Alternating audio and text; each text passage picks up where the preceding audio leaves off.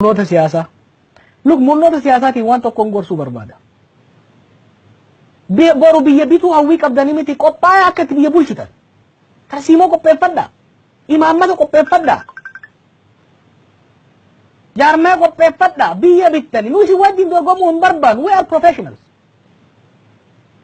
An Oromiyaa boruu keessa I don't want have anything. Barsiisuun barbaada. Isqeelis, Tsaggaayeenis, Ittaananis.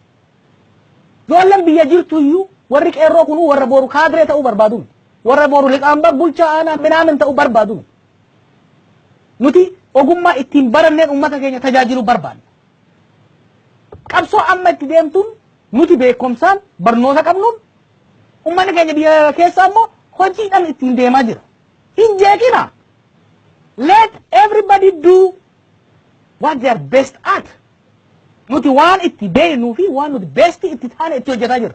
Qabsoo asiin gahaa jira. Irra bahina hin jeeqina. Focus waan ofii hojjechuu qabu dhiiset waan namni biraa hojjechuu qabu keessa seenee laaqa. Yaalaa waaqii saamii nifti ila qalliqal jedhamaa. Waan warri ala kana jirtan immoo waan deemu jiru yoo ka barbaadan taate read books. Sammuu ka jiru waa ittiin barachuudhaaf. Callisanii dubbii ittiin laaquu qofaaf miti. Maxxansiif kitaabota amma reading assignmentiin kennaafi. Day and night read. Follow information. Stay ahead of your enemy. Diina kee dura dursi taa'i.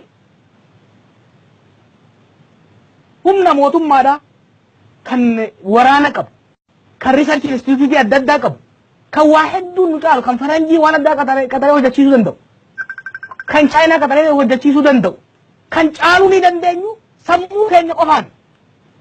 Natural resource qabnu qofa. Natural resource nu qabnu maali?